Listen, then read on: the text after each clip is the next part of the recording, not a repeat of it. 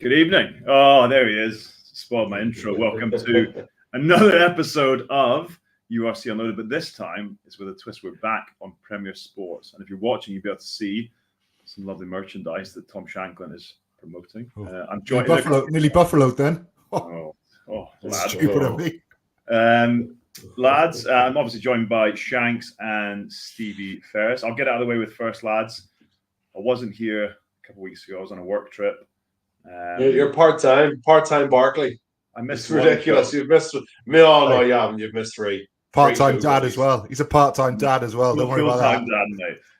I got back from Hong Kong and drove straight to Outer Hebrides, which was, the worst holiday of my life. Where's that Mordor?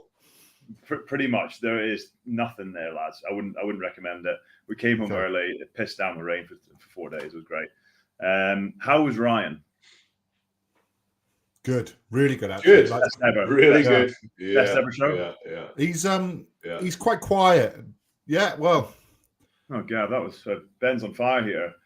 Right, we'll get into it. Seeing as Ben's put it up. Stevie. Yes. You've got some Twitter beef in my absence. There was some Twitter beef, so we thought we'd hash it out and figure out who would win 2024 Shanklin or 2013 Shanklin in a fight. Well, you used to be able to do like 25 pull-up Shanks, didn't you? Oh no, yeah. Do you know what though? I'm a old head now. I reckon I'm a lot more experienced. Yeah. I reckon I'd hammer myself a year ago. What about you, Stevie? 2024 version or 2012 version? When did you retire? I'm more stressed. 2014. 2014. Shape of your life now, though. Yeah. Stevie, how is it with Stuart McCloskey? Are you mates again? I'm much stronger now than I was then. Both mentally. Don't sound it, mate. You got cold. You got cold again. I've got the man flu. To be honest, I haven't spoken to him. I wasn't working the game at the weekend. I don't believe he was there.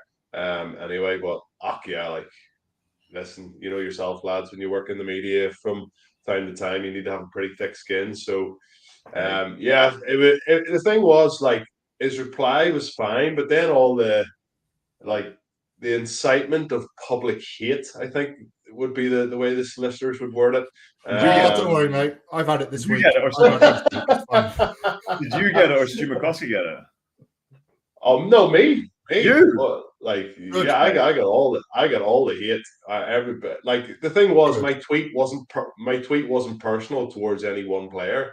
And like, you could say that, John, on the 2014 team or the 2024 team, like, both teams lost, both teams got pumped in quarterfinal and bowed out. Albeit, like, I was just bored sitting in Wagamamas and was like, I'll just throw this out. I actually texted you straight after that, didn't I? Yeah, it was like, this Wagamamas was terrible. Yeah, you did. Yeah, you said it was that, but you could be worse. You could have Mike Phillips questioning your integrity as a pundit, but that's another story for another day. Big Stu's all right. Exactly. Well, I'm glad it's over, Stevie. I'm glad it's over. And if you need backup, Shanks is there for you. Right, we've got a guest, and it's his first time, and by the sounds of it, it might be his last time. So if Ben was pretty quick fire getting that up, and we're joined by Ellis Jenkins. Ellis, how you getting on? Hi, lads. Thanks for having me. No, not at all, mate. Not at all. We had to get you before the end of the year, we realised. Ellis, big announcement, well, two big announcements in Cardiff this week. Yours is obviously the biggest. I read today that you told Matt Sherry at the start of the year you knew this was it.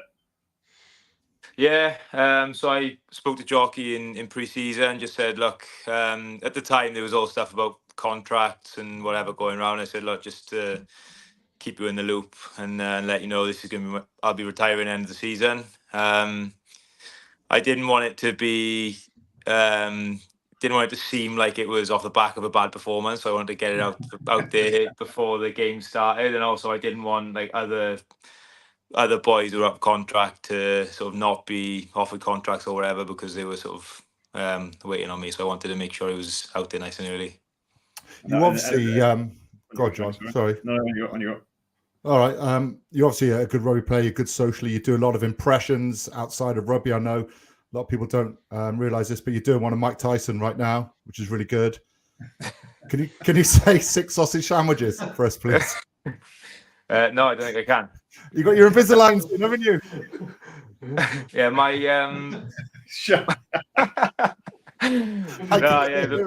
I wore them for a year as well. It was a nightmare. The black guy from the game on the weekend is something I'm looking forward to not having to put up with anymore as well. So cheers, Simon. Thanks. Was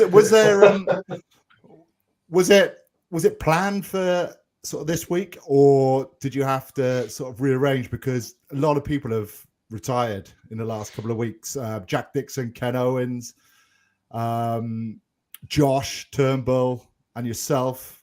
I mean, it's quite a few retiring. Was it right? I've got to do it this week, otherwise someone else is going to do it. Yeah, I think I was planning for last week, but Josh had got back from Italy from coaching the 18s, and he put an embargo on my release because he wanted to make sure he was the first one out. So I ended up getting pushed back. But yeah, I just wanted to get out there before the last home game of the season as well, just so that people can know my obviously my family I've known for a while, but just so that it's out there before the last game at the Arms Park on Saturday.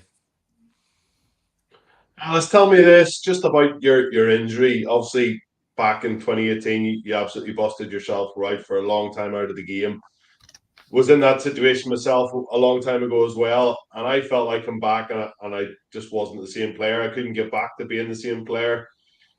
Is that something that's been a struggle over the last couple of seasons, trying to get back to the best version of Ellis Jenkins, or did you feel you were able to get there after the injury? I always wanted to get back, and I felt I could. I remember I spoke to Shanks actually while I was just after I come back, because you had a similar thing, Shanks, didn't you, where you sort of hurt your knee and came back for a bit and said that you very similar. You didn't quite feel the same. And I think the frustrating thing is I feel like I've been able to get very close to where I was before, but only for like one or two games. I'm not. I've always been. I've always sort of. I feel like I've understood the game quite well. I read the game quite well, but I've never been particularly like athletically gifted. So I've always had to really push myself in training and be really fit and work hard in training, and that's something that I'm just not able to do anymore. So I'll get to a point where I feel like I can, and I'll try and do like a running drill that I did back before I was injured, and my knee will just not be happy about it the next day. And like I said about the games, I feel like I'll get myself up, I'll have one or two really good performances and feel like maybe we're back there, and then like I said, my knee just can't cope with 80 minutes every week and the training required in the week to get up for it as well. So yeah, it's frustrating, but it's just something that I'm glad I gave it a go. I'm glad I gave it another chance after being injured, and it's not ideal, but something we all have to come to terms with, I think, at some point in our careers. Yeah, let's just give us a bit of insight. I think we've all, I don't know, Stevie, you retired with injury. Shanks, were you forced to retire? Yeah. Yeah, I wish I had retired when I did my Achilles, so I wouldn't have played for Edinburgh. But people wanted you to. I remember the last year, and it took me like 45 minutes to warm up for the warm up. And people don't understand the kind of level, and it doesn't sound like much, but just in terms of your week, it sounds like your knee was it was chronic, obviously, and just an insight into what you're doing week in, week out to try and just get yourself, able to play on the weekend. Yeah, like you said, there's the exercises in the gym. There's the stuff that there's always there's certain weights that you lift and you feel good, and that if you're cleaning a certain amount or squatting a certain amount, you're in good shape going into the weekend. Have I frozen? Can you still hear me? No, I got you back. You're good. And that's just not an option. Like I say, it takes half hour to warm up. I'm doing all these exercises, my quad extension, we're just trying to get my knee working, and then on days off as well, having extra physio, extra soft tissue, and doing my rehab after sessions as well, and all of that, and you're still not quite playing as you want to. You're still not quite getting the same fulfillment at the end of it. So yeah, that's part of it. It's pretty relentless, and it comes to a point where you're sort of putting all the work in, and the the results are not quite what you want or what you used to be able to get. So it's sort of it's a tough thing to come to terms with as well. I think you sort of kid yourself for a long time thinking, I'm going to keep trying. And one thing I'm glad to say, I can say I gave it my best shot, and I won't look back with any regrets. But yeah, it's still something that's tough to accept. How emotional do you think it'll be this weekend against Edinburgh? I mean, it'd be a nightmare, wouldn't it, if you're not selected now? Last home game at the Arms Park. Yeah, that'd be a horrible thing for Jockey to do, wouldn't it? Yeah, that wouldn't be ideal. I think it'll be very emotional. I think after the game on Friday night is one of the most emotional I've felt for a long time. I think we've had a couple of close losses recently, and I think one thing I would love to get a couple more wins before the end of the season. But on Friday, obviously we scored in the 78th minute or whatever to finally get the win that we hadn't got the previous weeks, and then 30 seconds later, with the tries being chalked off, and we stood under the posts while John Cooney kicks a penalty. It was like I said, I felt I felt very emotional after the game. It was heartbreaking. So I think this weekend is hopefully we can get some hopefully get it right and put a big performance in, and it'd be lovely to finish my last home game at the Arms Park with a big win and celebrate afterwards. Just quickly, sorry, Don. I was just going to piggyback off the back of Shank's question about the night in Belfast. Obviously, the defeat to Ulster, but defensively, you were pretty solid for the most part, and Ulster obviously coughed up the ball an awful lot, and you held them out, and you were pretty good in that second half. I'm not demoralized is maybe a bad word to use, but when you keep getting kicked and kicked down these really close losses, you picked up so many losing bonus points. Is it still a happy camp in Cardiff? You still, a good bunch of lads that are stuck together, because it can easily go the other way if you don't stick together. Yeah, no, it's been really good. It was a strange one. We started pre-season. There was 12 of us. We were playing literally 6-on-6 touch and just trying to get as fit as we could, ready for the first game. And I think I've said it on a previous podcast. It was a bit of a running joke that when there was finally 23 of us in training, we knew that we could fulfil the first fixture. So there was a bit of a cheer going on. But it's been a tough season. We knew it was going to be difficult. We've had a lot of young boys coming through who probably have played a lot. Well, who've definitely played a lot more rugby than would have been planned, and some of them have really thrived and got international selection. But it doesn't change the fact of where we are. We're probably lacking in depth. You need, as well as me, you need that competition for the places. You need quality and depth for you pick up an injury or a couple of bumps. You need the rotation, and we just haven't had that. And I've been quite impressed, to be honest. Jockey's been really level-headed with it. He gets very emotional after the games, but because he cares so much, but he's been very good at not. And all the boys, to be fair, just not sort of throwing the toys out the pram, realizing that we're not far off. And it's been difficult. It's been particularly the last 3 games. We've gone Glasgow, Munster, and Ulster away, and could quite easily have won all 3. And we've come away losing all 3. And it's difficult, to be honest, to keep coming in every Monday, every Tuesday, saying, "Look, just trust the process, keep going." It's been the boys have been brilliant, and like I said, we're just sort of trying to focus all that disappointment towards Saturday. Let's just going back to your retirement. I guess the obvious question is, what's next for Ellis Jenkins? Or do you know? I don't. No, I don't. I've been studying for the last couple of years. I've studying for an executive MBA in Cardiff Uni, so I put my dissertation in earlier this month, which has been stressful, if I'm honest. But I'm glad it's something I've got done. So I wanted to finish that before my career finished, and I've managed to just do that. So it'll serve me well going forward, I think. But I'm just going to take a bit of time off. Play a lot of golf this summer. Nice trip away with Shanks planned in June. So I'm quiet. Thanks for the invite, Shanks. Yeah. Oh, good. No arseholes allowed, mate. Oh, yeah. Yeah, mate, look, you know what it's like. We're very lucky to do what we do, to play rugby. But it is relentless. You go year after year. You need to be. You get 4 weeks off or whatever in the summer, and you've got to be in shape by day one of pre-season, ready to go again. So I'm just looking forward to having a bit of time off, not having to miss any more of my friends' weddings, booking some holidays in advance. Just like I said, it's something I'll miss, particularly the playing part of it, the competing aspect of the game. But I'm really looking forward to the future. Ellis, thanks for coming on, mate. I guess a big week for you, emotional week. Good luck this weekend. Good luck for the rest of the year. And it sounds like we'll see a bit more of you kicking around the sidelines over the next couple of years. But good luck and thanks for coming on, mate.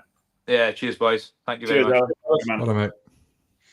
John, I know this is a small little request, but can you move yourself into the centre of the? It's just annoying me. It's annoying me. Can I do that? I'm just sat. I'm trying to rest my leg. Got a bad back. That's better. That's better. Is that better? I'll move on to. It just breaks me, like people on Zoom calls that are like don't fill the screen, and you sort of see half their head or in the corner. At least you didn't do it in front of our guests and embarrass me. That's very kind of you. Right. He had his Invisaligns in. I didn't know where you were going with that. You're so weird. Yeah. On the Invisaligns, I've been there. Typical Shanks. Shanks. Yeah. No wonder I hate it. I've actually not chatted much to Ellis Jenkins. I thought he had more. Not to sound. I thought he had like a load of caps. But then he's got 15 caps. He was meant to. It was Wayne Pivac made him captain. He was going to be. He captained Wales against South Africa.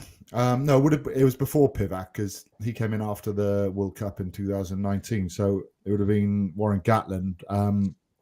He captained Cardiff, Bilbao. I think it was against Gloucester, I think. And he captained Wales against Australia as well when they won in 2021 or 2022, I think. So he's just hampered by injury, lads. Honestly, he was the next big thing.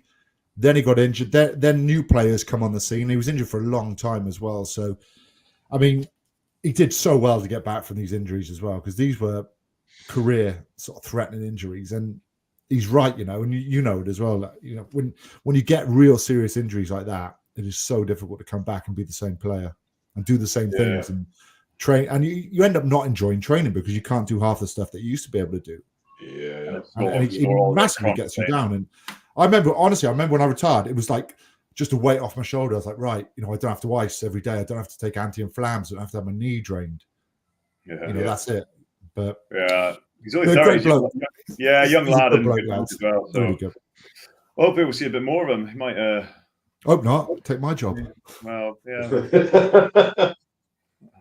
Give him reason to. We've actually got another guest today, lads. You're not going to believe this. We've got two guests.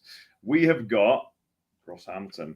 Now, not many people might know who Ross Hamilton is, but Ross Hamilton, I asked him, he's a performance analysis, and he is our analysis guru. He's our stat man. He gives us all the weaponry we need to go and sound intellectual and know, like we were talking about at the weekend. Ross, welcome. You obviously watch the show every week.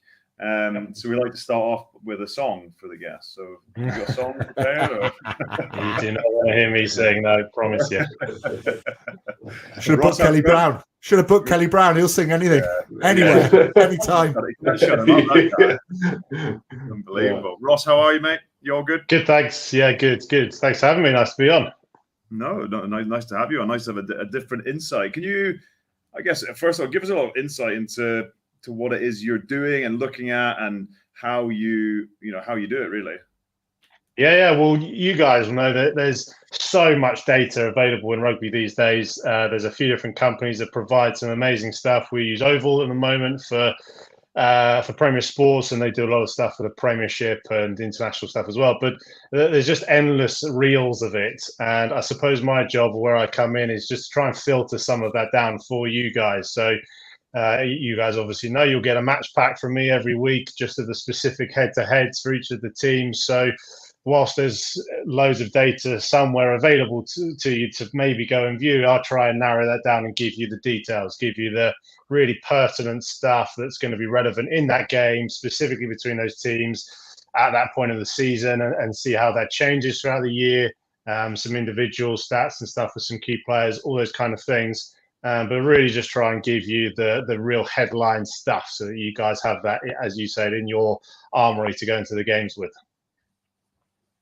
Well, we're going to actually use you in live motion today, Ross. We're going to go through some of the games, and we usually go over the games briefly, and you're going to be able to tell us some of the interesting, because I think like stats can be misleading. Sometimes stats, you don't understand them. So I'm trying to get people like you say to understand them in a digestible format is kind of what all these graphics we use are about. So we obviously had Ellis Jenkins on there. He was involved in that game, Ulster versus Cardiff.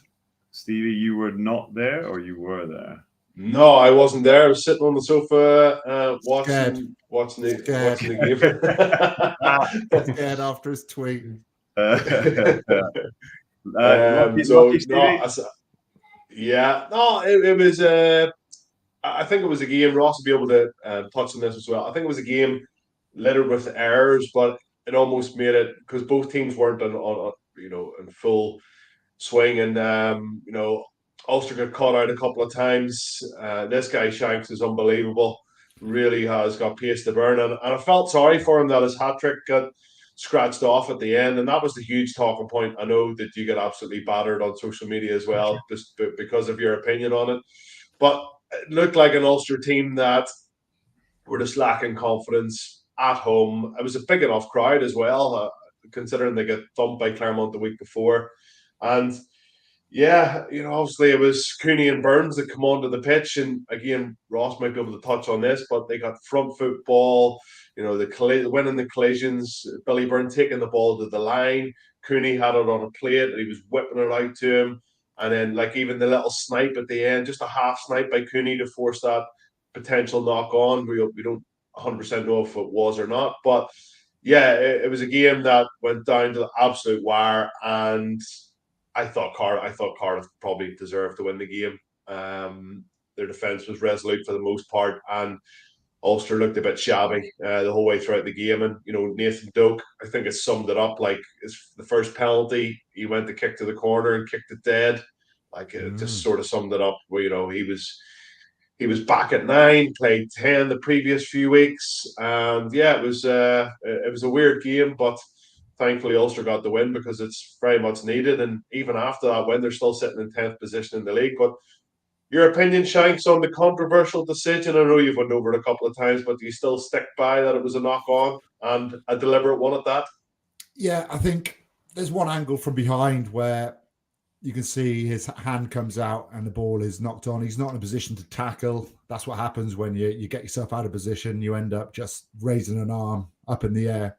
That's not a tackling motion. He's realised he's not where he should be. He's trying to stop the ball from the back angle. It goes off his hand into the Ulster player.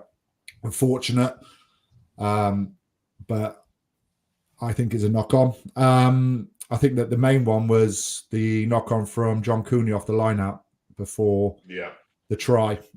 Now, you can't go back and look because it's not within 2 phases. The protocol is 2 phases. It was 4 phases after the try was scored. But Mike Adamson missed it. Assistant referee said it didn't go forward, but what's the TMO for? So I think the biggest beef with the Cardiff and Welsh fans is the most obvious one wasn't even looked at. And then you had the Thomas Young no try as well. Yeah. So yeah, I mean, people are saying it's kicked out of his hand. That's the type of tackle you make from behind. When you're tackling someone from behind, you try and bring your body round to make a barrier between the grass and touching down. And I think no one thinks, I'm going to try and keep the ball out of his hands there.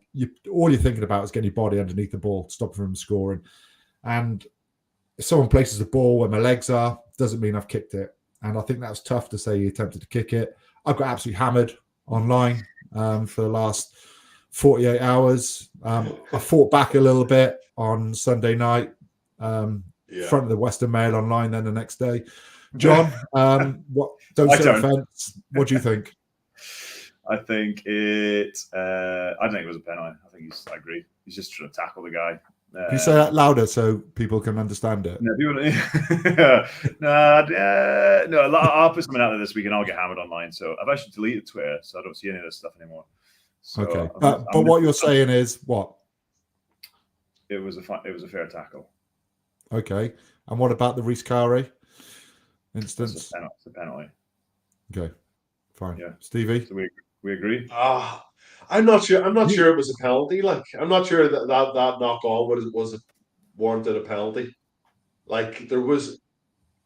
I'm not sure. I genuinely am not sure if there was contact made by Rhys Carey. Yeah. Because Shanks, when you watch Stuart, or who was it that took the ball? Ethan McElroy. When you watch him, he just runs on with his head down. He isn't throwing his arms up in the air going, he touched the ball, he knocked it on. He just runs and went, oh, for God's sake, I've knocked it on. And he's right there. The ball's right there. And he would have seen it being knocked on. He would have seen it change direction. I've watched it back half a dozen times, and I think McElroy overruns the ball and it hits him on the shoulder and then goes back. I've watched it a dozen times. Well, let's speak to somebody who might have the definitive answer on this one, Barkley. Let's get Ross in. Yeah, well, Ross, you can give us your main takeaway from the game. I don't know if it was going to be this talking point, but maybe something else. Give us your main takeaway from the Ulster Cardiff game, and then you can tell. First of all, why don't you tell us what do you think about it? I think it was the right decision. We like to hammer refs on here. We'll go for it.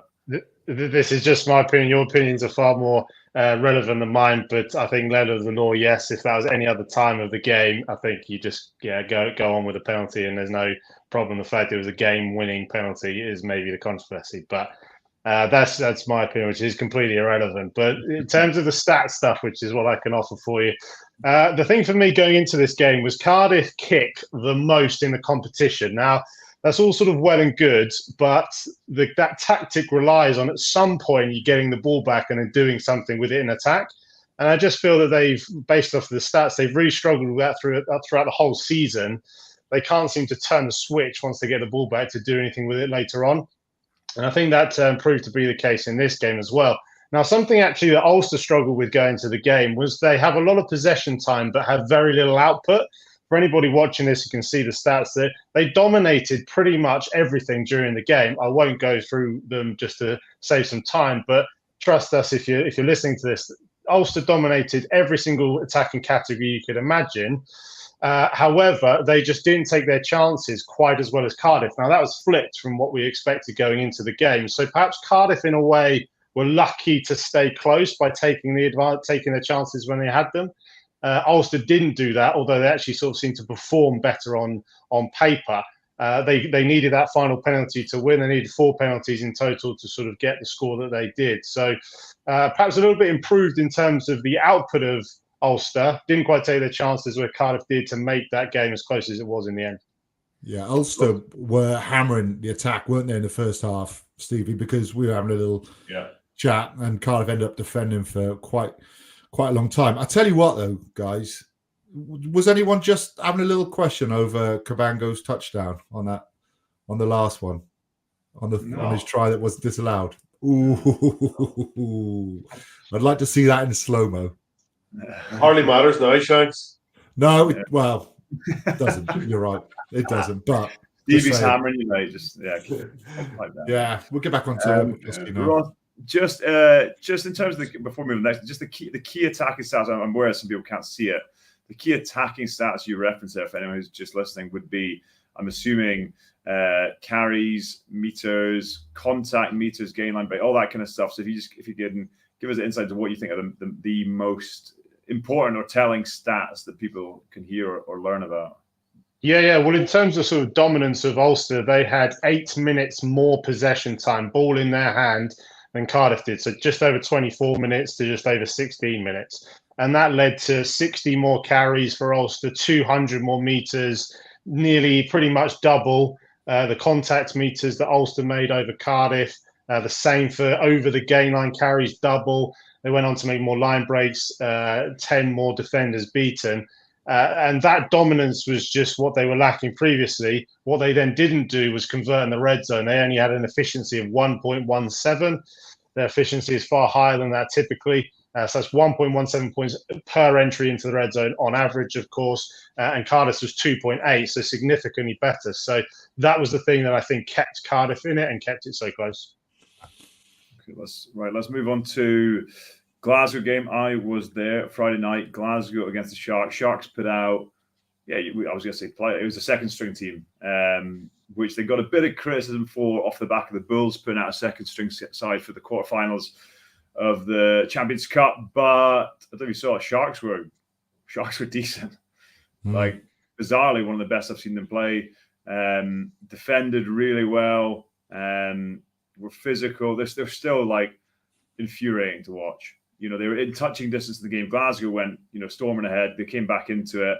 And then Sharks are in the game. And they got scrum after scrum, line out after line out. And it's one phase knock on, one phase run into touch, one phase giveaway. It's crazy. But the defense was good. They started to blitz in the second half, which Glasgow did not know what to do with. So Glasgow looked good, 21 points in the first half, none in the second. And I kind of wondered if people are going to watch that and think, well, this is how you defend against Glasgow, because they could not do anything without to deal with the defense. So good performance-ish from Glasgow, good first half, but I think they're disappointed not to get the bonus point. Franco Smith was pretty fuming at full time. But yeah, I think Sharks, look like they're getting their act together, but still pretty frustrating. Found some form in Europe is what happened with them, really. It was a really slow start in the URC, but sometimes it takes another competition to just focus on, really. And they're into a quarterfinal Challenge Cup, aren't they? It's Claremont. They massively improved since the start, because at the start, I couldn't see what they were offering. Overplaying, loads of balls down, poor discipline, everything. Just got themselves into a hole and couldn't get out. But they are looking a lot better now, to be fair to them. Ross, any stats you can give us that will back up what we're seeing? Yeah. There was a big one. You mentioned this. They scored 21 points in the first half and not a point in the second half. Now, typically, they're quite slow starters. They actually have a negative point difference across the season. In the first quarter, they then are exceptional from sort of 20 minutes onwards. But I think that's a good sign in a way that they could start a bit better and score that many points in the first half. They'll want to do that across 80, coming into the latter stages, of course, but perhaps righting some wrongs that they aren't the best starters. So that was a good aspect. And then for Glasgow, I mean, they're one of the best attacking teams in the competition. Their stats say so. They're number one in many categories across the whole season. And I think, yes, they had a very good first half and struggled second. So a lot of those would have come in that first period. But there's still some amazing dominant stats, again, on screen, but for people listening. 61% possession for Glasgow, 172 carries to 104 for Sharks. But then here comes the difference. 585 metres, 369 for Sharks. Glasgow made 11 line breaks and Sharks just 1. Glasgow made 29 defenders beaten, Glasgow just 3. And it was just the amount that they could stay on top of the Sharks, especially in that first half. That momentum just kept them on the front foot and kept scoring until they couldn't do that in the second. But that links directly to their average ruck speed. Their average ruck speed was 2.81 seconds across the whole game for every ruck, which is ridiculous. Anything under 3 for one ruck is quick. To average that across the whole game is crazy, and so much so that that's the 4th fastest ruck speed of any team in any game this season, one of which above them was themselves, the fastest of 2.6 seconds. So ruck speed was phenomenal to get them on the front foot and get them scoring those tries. Just need to do that perhaps for 80 minutes if they get into the latter stages. Good, Ross. And big news coming out of Glasgow. I don't think it's been announced yet. Well, Johnny Matthews went off, looked like a bad ankle injury. George Turner is off to Japan. I don't know if you've seen that. He's signed at the Kobe Steelers.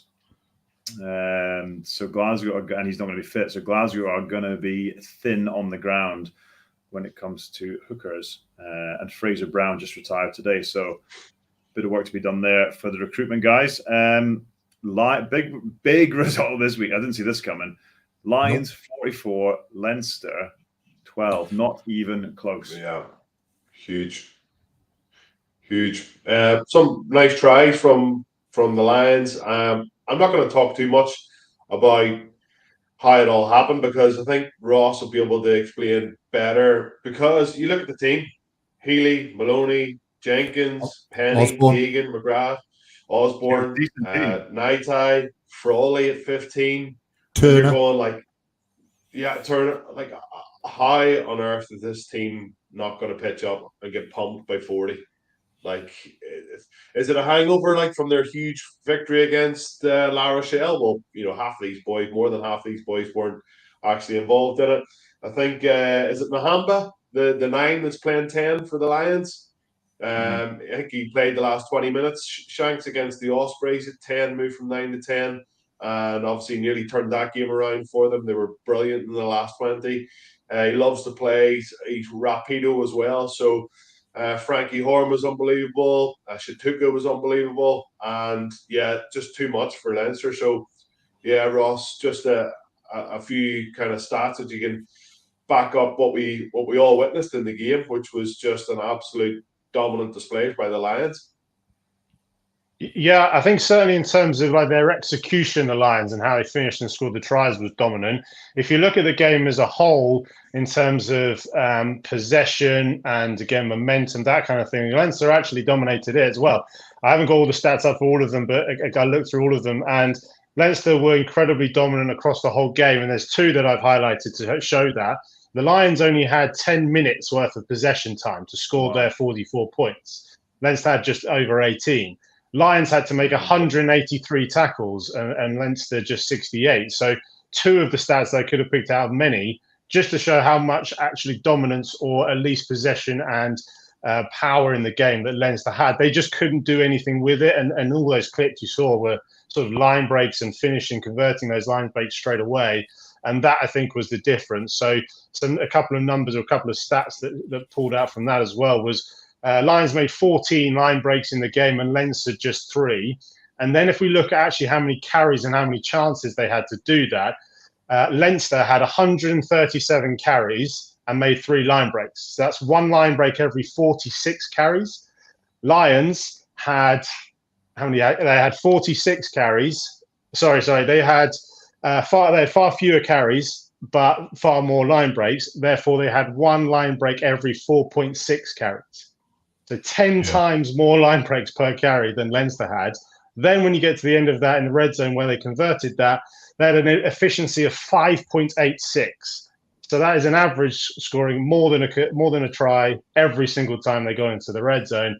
Leinster just 1.33. So where they had a similar amount of chances, Leinster, in fact, even more entries to the red zone, they couldn't score, whereas Lions just did that at ease whenever they wanted. Yeah. Mental game.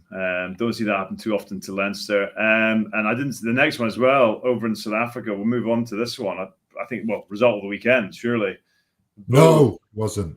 No? What was the result of the weekend? No. Ospreys Stormers, I think. Well, it's all huge results over in South Africa. But Munster clipping over the Bulls, who were sat in second or third, down to fourth, I think. So huge. I think Munster, lads. I think Munster can be a real. Yeah, I think they're going to come good. The guys back again, obviously RG Snyman. There's big talk that Anton Frisch is possibly going to be leaving. Is it Nankerville as well, the 12, who's been pretty consistent? Zebo is back. He's looking a little trimmer. He's lost the Christmas weight, and he's back playing a lot better up. Obviously injury free, hopefully as well. But yeah, they look like a side that can definitely push teams. And obviously Conor Murray, who had to go off, come back on again for Casey, got the decisive try in the end. But yeah, very competitive game. And Munster and Graham Rowntree, I hear Graham Rowntree's getting a lot of plaudits because he was under the pump, wasn't he, 3 or 4 months ago? People were questioning him that as he lost the dressing room, senior players don't have his back. The Peter O'Mahony saga. If Peter O'Mahony had huge beef with Graham Rowntree, he would not be signing on another year's extension to play with Munster. So I think all that there was blown out of proportion, and he's rallied his troops and went away to the Bulls, albeit with the red card. Opinion on the red card, Shanks? Yeah, I think he can get lower. Casey's not a big bloke anyway, but there was no attempt to dip. It's difficult because it's an instinctive tackle. You're not sort of lining him up. You're running. But I think letter of the law, that is a red card, and end up being the big difference really, because Munster played for 30 minutes against 14 Bulls. So, yeah. Well, Jake White came after it and said that he thinks Munster have the recipe, whatever that means, and maybe Ross can give us some insight, and the stats might back it up. It says they've got the recipe or the right ingredients to play the big South African sides, because not many teams win over there, over at Loftus first of all. So, Ross, anything you've got for us that might just sort of point towards why Munster won that game? Clearly, the red card will be an influencing factor, but other than that, yeah, something that Munster I think did differently this game than they do normally. They very much like to keep possession and just play and play and play. They kick the second least in the competition, yet they kick the same amount as the Bulls and far more than they normally do for actually more meters. So I think they were a little bit more pragmatic in their play and playing in the right areas. And something that may have caused that was how the Bulls play and how strong they are in the opposition red zone. They have the best red zone efficiency of any team in the league this year, so they take their chances better than anyone. What Munster did was stop them getting into their 22 in the first place. They didn't stop them scoring. They actually had an incredible red zone efficiency anyway, the Bulls, but they only got there 4 times. So they just stopped them getting into those danger areas to give them, or to limit them, those many chances. And I think one of the big things for that was their defence, particularly their forwards. Jack O'Donoghue was perhaps a standout. He made 19 tackles himself. It was the second most in the entire match, 2 dominant tackles. But then to add to that, there were 6 Munster forwards who didn't miss a single tackle. The minimum of those amount of tackles made was 7 as well. 4 of them were in double figures. So a monumental effort from them. I think always you're going to have to physically step up against the South Africa team, but Munster, and especially their forwards, did that. Like that. Good to get some insight on this. We'll move on. Well, Shanks called it the result of the weekend. I thought it was the other one. But again, I don't think anyone saw this result coming, and given how tight the table is, the Ospreys. Shanks, the Ospreys beating the Stormers in South Africa. I know. They did so well, especially after last week against Gloucester, which was a pretty poor performance by their standards. I think they looked good over the gain line. So they were able to get good gain line. They weren't able to get it last week against Gloucester, but this time they get on the front foot and they're a very good team. There are a couple of little areas they need to look at still, and that's rushing up out the line, dog leg defense. But it was a close game all the way through. It was the last 10 minutes really which stood out for me. And you talk about culture, and you talk about teams just doing whatever it takes to get a result. And I sort of felt it watching them live, thinking, do you know what, they're going to do this, because the attitude was there. Everyone was off the ground, making tackles, getting back into position. And I had to defend a large period for about 10 minutes. Lebock tried quite a few crossfield kicks. It didn't come off. He tried the worst one he tried went into Jack. What's his name? Jack Walsh. Thank you. Walsh's hands. And they end up scoring it from Luke Morgan. But they also, a couple of big moments as well. They had an option under the posts to, there was a knock on by Evan Roos. Now he probably scored the try of the game. It was incredible, from like their own 22, offloads, keeping the ball alive, and he just storms onto it and scores. But he knocks the ball on under his own line, and it's a scrum then to the Ospreys. They reset, and there's a penalty. And at the time, the score was 17-14 to the Ospreys. And you're thinking, take the points, they're on offer. Lead by 6, but they don't. They go scrum again. They win a penalty. They go scrum, and then a couple of pick and goes. Nicky Smith, who's doing a fantastic job, he's going to be a huge loss, I think, for the Ospreys because of his scrummaging. I know they've got Gareth Thomas, but he picks and goes. It's a slight little pass to Harry Deeves, who goes over. So a couple of really big moments there, but they've got the culture right there. You just sense it. They're the best Welsh team at the moment. I think a bonus point victory over there is huge, but probably the worst thing was the last action by Max Nagy. ends up giving a penalty try, knocking the ball out of a tackle. It just gives Stormers a bonus point, and it's really close, isn't it, from 5th to 11th at the moment in the table. And you just don't want any teams to get any bonus points. They probably could have done without the team finishing within 7 points. But massive game. Max Nagy made a massive difference, I think, at 15. His counter-attack under the high ball was really good. Morgan Morris, again, another standout performance. Wales have got to be looking at him. And a couple of big turnovers from Hugh Sutton, who was excellent, and who was the other turnover from Garen Phillips, right in their own line. So brilliant performance. You're right. They're looking at the table. It's got out here.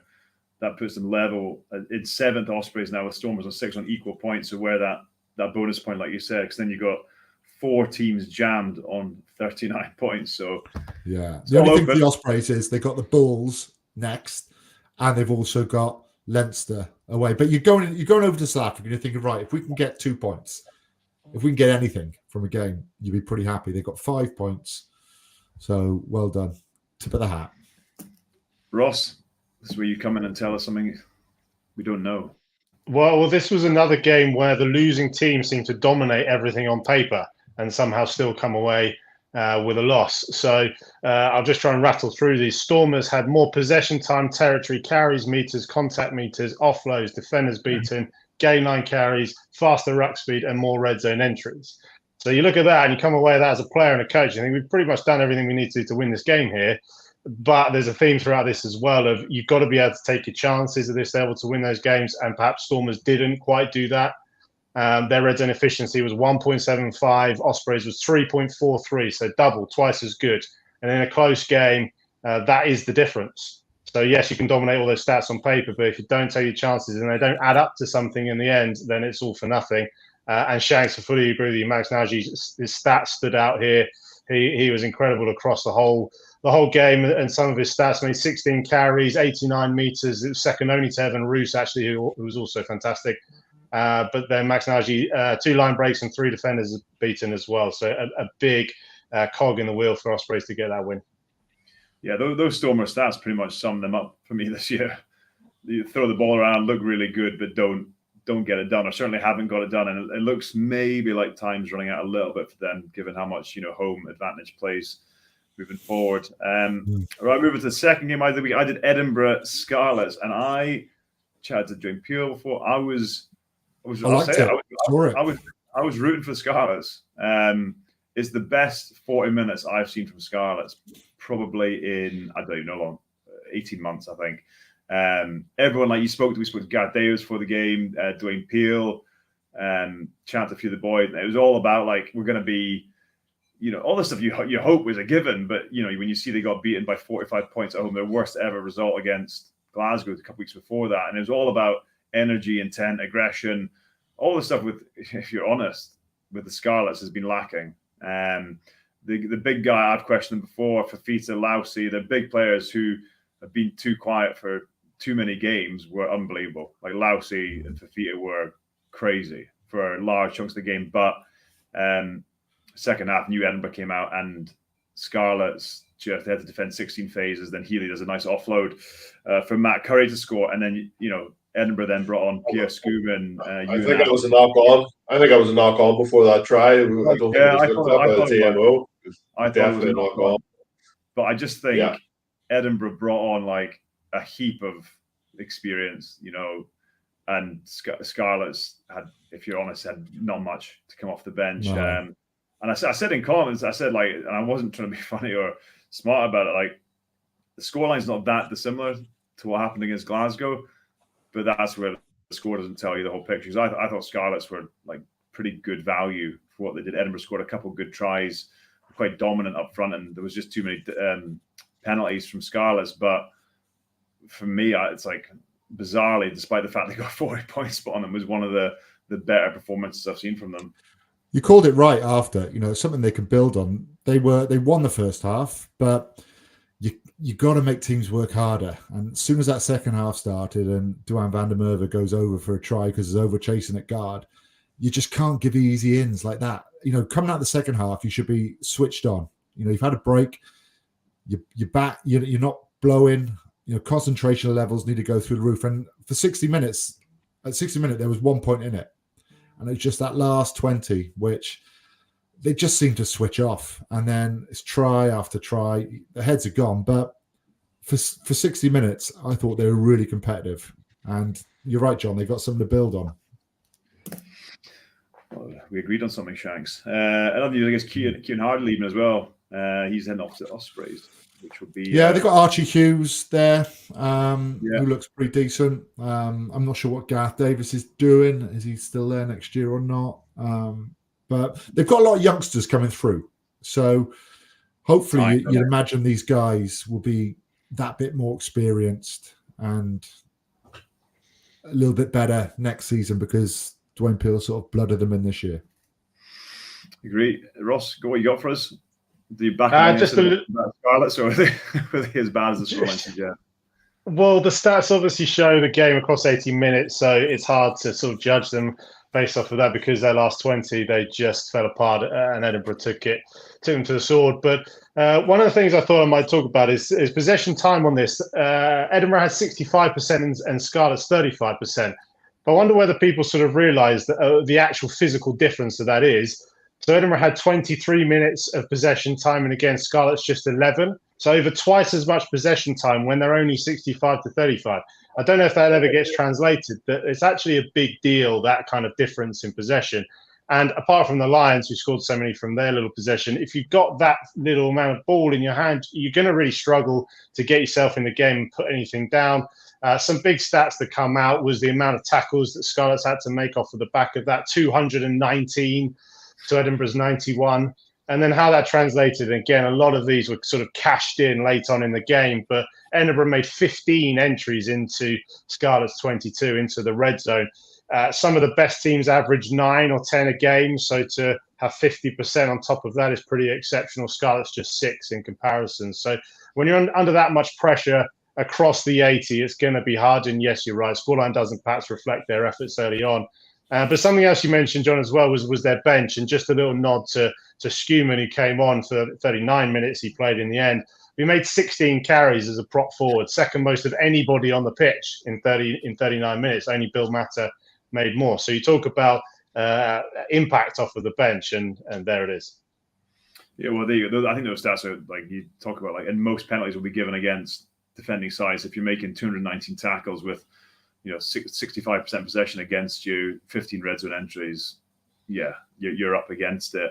We'll move on to Connacht, Zebra. We don't have clips, but this one was quite tight. But Connacht in the end blew them away. Ross, anything that can give us a bit of insight into that game over in Galway?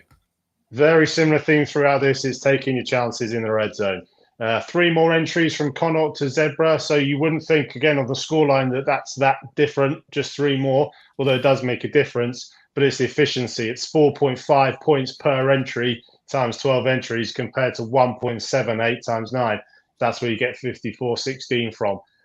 So taking your chances in the right place. What one person, individual that stood out from this was sort of some of the most impressive stats from a single game I saw throughout all of the games, was Conor Oliver.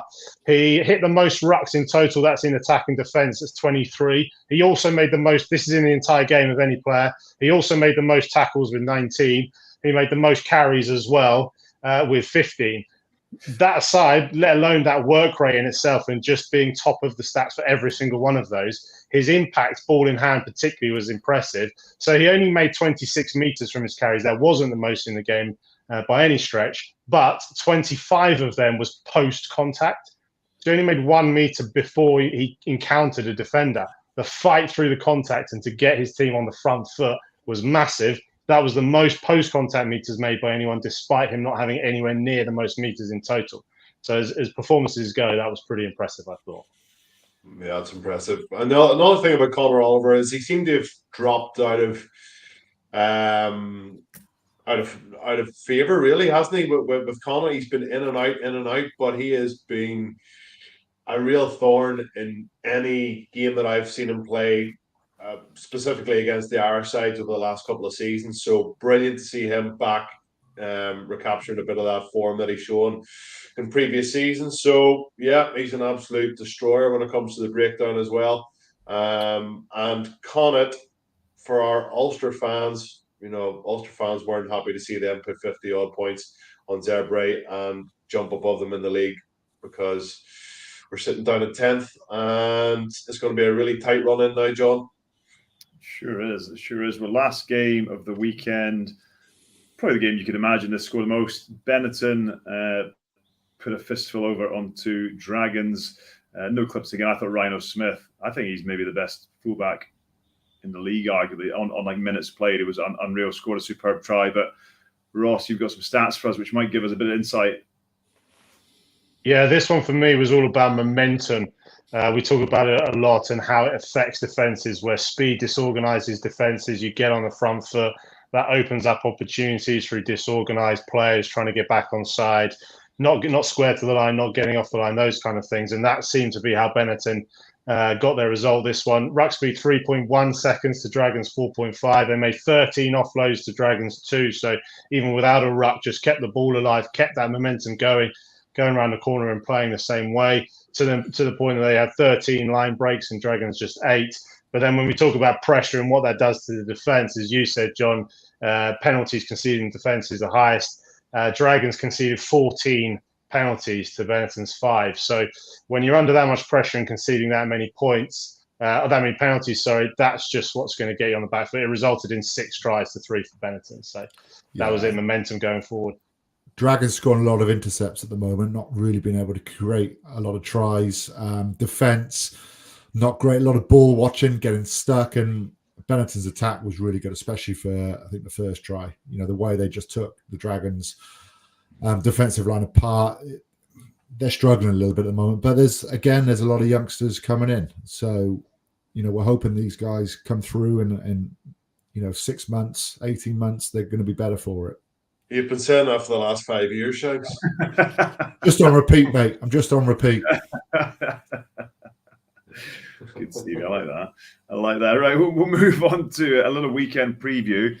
And Ross is going to give us some insight, a little bit of insight into what actually we might see before the game. Easy to give us it afterwards, but sometimes give us that preview and give us some insight into what actually might happen before we see it. So we'll start on Friday night. Which is going to be a huge game, actually. Over in Belfast, you got Ulster taking on Benetton. Yeah, well, for this one, for me, I'll just try and pick out one key thing to perhaps keep your eye on when you're watching this game, is the style of which these two teams play. So Ulster keep things very, very tight. We have a stat called sort of playing width, so we can see how far away the breakdowns are from the previous one and how wide the teams try to look to get the ball. Ulster incredibly low. They play beyond 20 metres, the lowest of anybody, and their average playing width is just 11.3 metres. That's the lowest. Benetton are very flipped to that. They're the second highest average playing width, 13 metres. Now, I know as well that 13 to 11.3 doesn't seem like much, and that's the opposite extreme end of the scale, but that's 1.7 metres further every single phase in every single game so far this year. So that adds up to a huge amount, and you can think how much 100 phases or so in the game, that could add up to 100, 200 metres extra width across the whole pitch in per game. And then again, you do that across the season. So those small factors do add up, but have a look for that for Benetton trying to get the ball wide when they attack. I'm going Scarlets for the Sharks game. There's 2 more games left, I reckon. We've not even given predictions for that one yet, mate. Chill out. Oh, all right. I thought Stevie wanted to get his burgers on. No, just a quick one on Ulster injuries. So there's been another couple of injuries from the game last weekend. James Hume has sustained a pretty bad knee injury, and he's out. Looks like he might be out for the rest of the season. Jake Flannery, thigh. Tom O'Toole, ankle. Nathan Doak, groin. Stephen Kitsoff, I think he's already on a flight back to South Africa. His season is over, and he's gone. You also have Henderson, who was out injured from the Claremont game. You have Rob Herring, who's out injured, and also Nick Timoney, who's probably been the only player that's given them really good front football with the carry this season. So Ulster are going to be up against it. However, Benetton might rest a few players as well because of their game the following week in the Challenge Cup semi-final. So watch out for that. Well, it's 5th versus 10th, which sounds like a big difference, but they're separated by 3 points, so it is massive. Stevie, you're going to back Ulster, I'm guessing. It depends what teams are going to what team Benetton's going to play. Like if Benetton bring full strength, I'm going to say Benetton, and Benetton have had a little bit of success in Belfast before. So if they send over a weekend side, I'll have to go with Ulster with a home win. Shanks, quickly, what's your prediction? Agree with Stevie. Okay, there we go. I think Benetton, regardless. Just saying what I see. Scarlets versus Sharks. Shanks, you want to say something on this? You jumped in. Oh no, I was just trying to fly through it, mate. No, it's fine. Scarlets versus Sharks. Neither team can qualify in 13th and 14th. Ross, what are we looking at? I haven't got anything for this one, John. Perfect. Scarlets, they've got 2 more home games left. They've got this in Ulster, then they've got Judgment Day. I think they'll be targeting these last 2 games massively to finish on a high. They need it for their confidence just to end their season well. They're under a bit of pressure, and I just hope they come out. Sharks there for the taking. Haven't been good away from home, so come on, the Scarlets. Come on, Scarlet. We're willing you to do well. We're willing you. We all are. Zebre versus Glasgow over in Italy. Can only manage one scoreline here, Ross. This one is really interesting for me. It's very rare occasions where one team's strength matches the other team's weakness. Rugby is so diverse. That's what we like about it. But Glasgow scored the second most tries starting in the opposition 22, the most from lineouts, the most on first phase. Zebra concede the second most tries in their own 22, the most on lineouts, and the most on the first phase. So you think where Glasgow are strong anyway, they're going to be even stronger against the weakest defence. And just the other thing just for Glasgow, they scored a lot of tries from Mauls, the most, 13. It's 8 more than the second best team who scored tries from Mauls.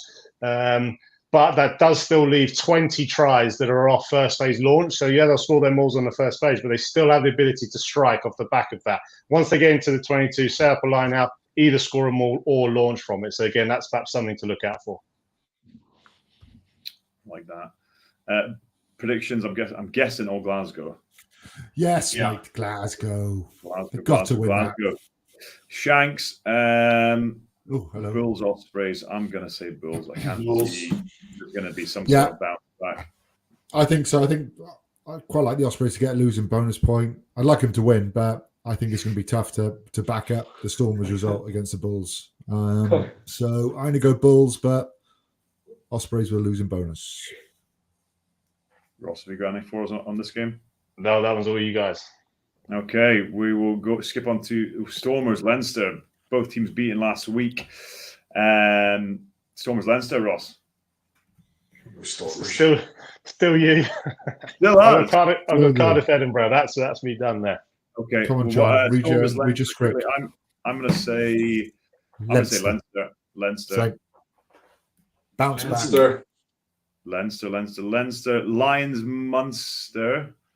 That'd be a half decent game, I think. Lions. Yeah, we're all agreeing. Dragons, Cardiff. Ross.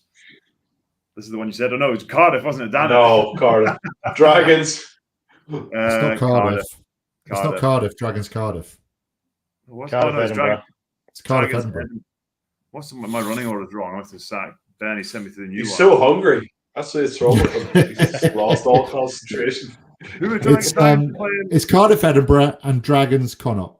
Dragons, Connacht. Come on, Ben. Make me look like a mug here. Dragons, Connacht is going to be Connacht. Yeah, Connacht. Connacht. Yeah. And I'm going... Not least. I'm going Cardiff. Big win, Cardiff. Come on, Cardiff. Come on. Edinburgh. I'm going to say Edinburgh. You hate Edinburgh, so you're going to say Cardiff. Are you coming down, John? Are you coming down for it? No, I'm not. I've got another work trip. No, I'm playing they've golf. sent the A-team, have they, instead? I've got a golf trip this weekend, so I'm missing out on that one. But Ross, tee us up. Tee us up was going to be a good game. Yeah, this one for me is just perhaps they're very similar stats throughout. They're relatively average as well. There's nothing stand out for either team. But it's just when they seem to play. Cardiff are very strong in the first half, then give away pretty much all of their points in the second. Edinburgh actually negative points difference up until 60 minutes and then have a massive final 20. So it's perhaps just whether Edinburgh can be in touch by 60 minutes and whether they've got enough to bring it back. So again, something to look out for just to see what happens in that final quarter. There we go. There we have it. That's all the games. Ross, we're going to let you go and get your dinner. Thanks, mate. That was brilliant. I think it's super interesting to just give a bit more depth. Cheers, Ross. You get the graphics. You don't necessarily get the detail. He's gone. He's been cut already. Ben just sent him on his way. But that was good.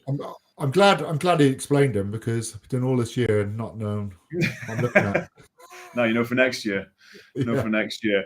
We're not doing Rants of the Week. We are a new section, which will be for next week. So inbox, you're going to send in any questions if you are listening, if you are watching, to urcunloaded@gmail.com. I read that as Urc Unloaded.